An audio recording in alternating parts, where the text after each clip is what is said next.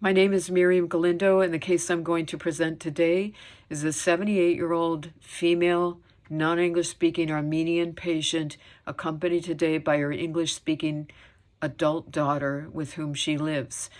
The chief complaint today is pain to the right knee, which she qualifies at a pain level of 8 out of 10. Her description of precipitating factors is scant. She says simply, "I got out of bed this morning and then I was on the floor." She denies tripping on physical impediments in the environment. She denies head injury. She reports pre-existing OA knee pain bilaterally for 10 years, but qualifies this knee pain today as distinctly different from baseline, characterizing it as dull and profoundly achy, exacerbated during weight-bearing activities and relieved by rest. Tylenol and ice were attempted this morning with minimal relief. She has fallen another time within the past month, resulting in manageable pain and bruising to her left knee, for which she didn't seek medical care. Patient has no known allergies. She denies drinking alcohol, smoking, or using illicit drug use. She does not take sleeping pills, gabapentin, or anxiolytics. Current medications include benazepril, 40 milligrams daily for hypertension, metformin, 1,000 milligrams twice daily for type 2 diabetes, pioglitazone 45 milligrams once daily, also for type 2 diabetes, rosuvastatin 20 milligrams daily for hyperlipidemia, bisphosphonate 150 milligrams once monthly for osteoporosis, and a variety of over-the-counter supplements, including CoQ10, glucosamine, chondroitin, vitamin D, and calcium. Past medical and surgical history is minimal: 1 cholecystectomy in 2001. Women's health history: postmenopausal, last mammogram was negative in 2021. Last colonoscopy was negative in 2022. Family history is positive for heart disease on her father's side.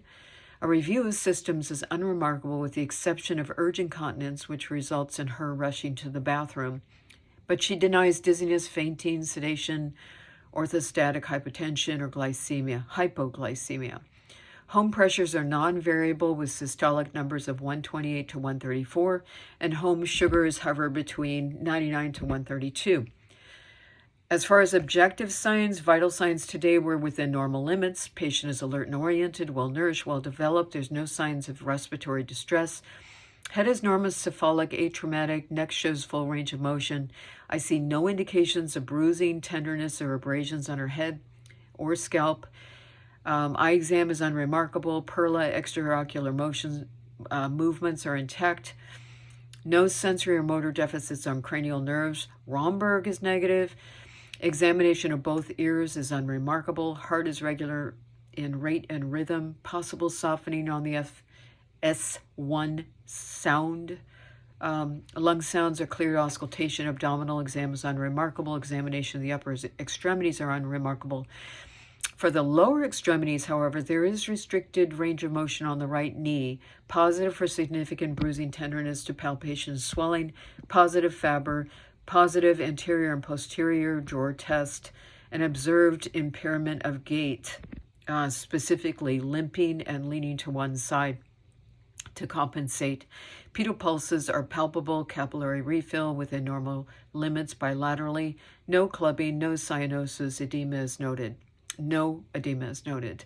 In-office ECG shows left bundle branch block, which is a new finding compared to last year's ECG in February of 2024. Today's in-office X-ray shows a fracture of the right femur head. Recent labs from December of 2024 show an A1C of 7.8. Hemogram at that time was well within normal limits. Today's urine dip shows no signs of infection. So my assessment is metabolic syndrome, age-related osteoporosis, fall risk, fractured neck of the right femur, left bundle branch block on the ECG. I have two concerns. First, of course, is her knee, which shows a break of the right femur. But second is the cause of the fall, which is her second in the past 30 days. So differential for the precipitating factors causing this fall include environmental obstructions, which I ruled out with this interview,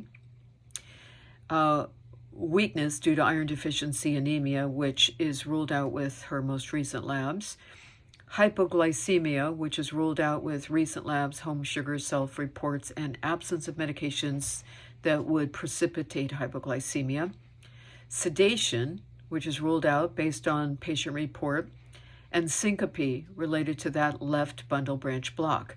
And that's what forms my diagnosis. Based on a thorough review of the evidence, my diagnosis is syncope secondary to the left bundle branch block. My plan is as follows: urgent referral to orthopedic surgeon, referral to cardiologist, education provided to the patient not only about diet and care of her knee and fall prevention, but also about the urgency and making sure she follows up with the experts. Refills provided on all medications, and instructions that the patient return to this office in 2 weeks for follow-up care. Thank you.